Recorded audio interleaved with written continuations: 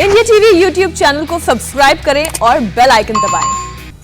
महाराष्ट्र से खबर है, जहां ईडी के एक्शन के बाद राजनीति जो है वो काफी गर्म हो गई है, पारा हाई हो चुका है। ईडी ने महाराष्ट्र के सहकारी बैंक घोटाले में बड़ी कार्रवाई की है। ईडी ने सतारा में डिप्टी सीएम अजीत पवार के एक रिश्तेदार की चीनी मिल को जब्त कर लिया है।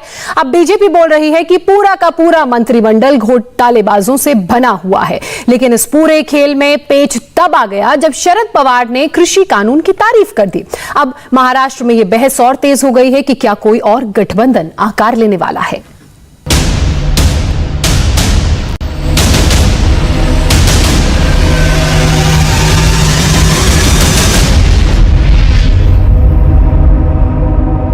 महाराष्ट्र की सियासत में अजीत पवार एक बार फिर से सुर्खियों में हैं। इस बार एक चीनी मिल के घोटाले में उनका नाम चिपक गया है और जब से चिपका है एक बार फिर से महाराष्ट्र में बैठकों का दौर शुरू हो गया है।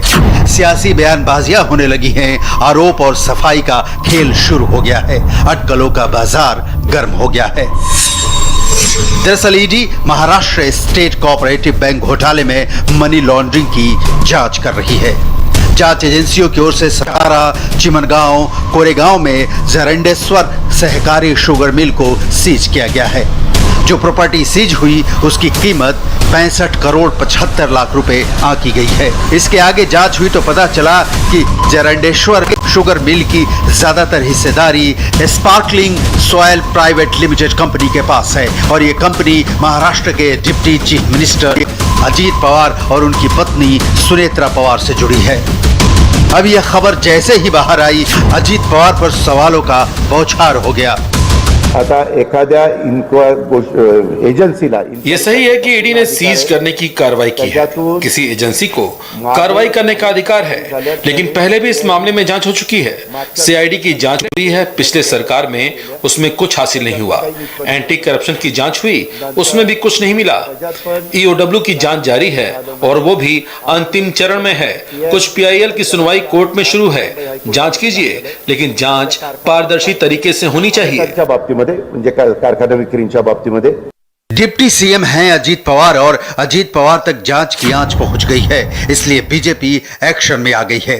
महाविकास आघाड़ी में एक बार फिर विकास के नाम पर घपला सामने आया है। देवेंद्र फडणवीस का कहना है कि सरकार से घोटाला और उगाही के अलावा और कोई उम्मीद नहीं कर सकते। मुंबई पुलिस के ईओडब्ल्यू ने इसके संदर्भ में एक एफआईआर अगस्त 2019 में इन सभी लोगों को आरोपी बनाकर उस समय वो एफआईआर दर्ज किया था। जैसे वो एफआईआर दर्ज हुआ तो चूंकि ये सारे फाइनेंशियल इसमें इन्वेस्टिगेशन और मनी लॉन्ड्रिंग का एंगल था, इसलिए उसी समय ईडी ने एक ईसीआईआर भी उस समय फाइल किया था। उस ईसीआईआर की जो तफ्तीश ईडी ने की है उसके तहत ये सारी कार्रवाई चल रही है। तो ये कोई राजनीति से प्रेरित होकर कार्रवाई चल रही है, ये सेंट्रल गवर्नमेंट ने की कार्रवाई या उस समय के स्टेट गवर्नमेंट ने की कार्रवाई, इससे भी ज़्यादा ये सारी कार्रवाई उस समय हाईकोर्ट के आदेश से हुई है। उस समय भले ही हमारी सरकार थी और हमारी सरकार ने एफआईआर दाखिल की थी, लेकिन उसका आदेश हाईकोर्ट ने दिया था।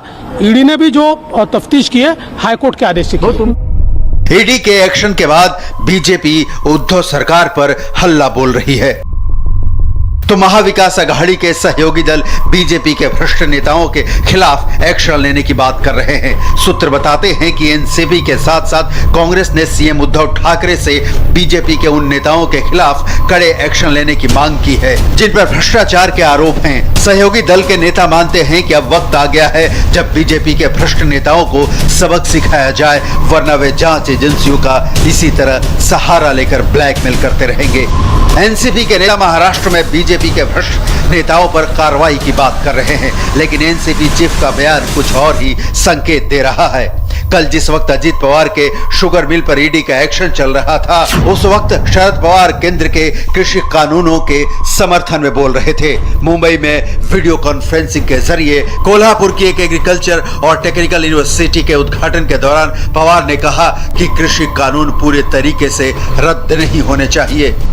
कृषि कानून को पीछे लेने को लेकर आप लगातार कोशिश करें, जो जरूरी बदलाव है उसको पीछे लेने की कोशिश करें। कहा यह जा रहा है कि बीजेपी लगातार दबाव डालने के एनसीपी महाराष्ट्र सरकार से बाहर आ जाए, इस बारे में आप क्या कहें? मैंने ये बात कही अभी कि टोटल विड्रॉ करने की डिमांड है, मगर महाराष्ट्र सरकार का थिंकिंग मुझे ये लगता है कि ये कानून में जहाँ सुधार करने की आवश्यकता है वो सुधार करे।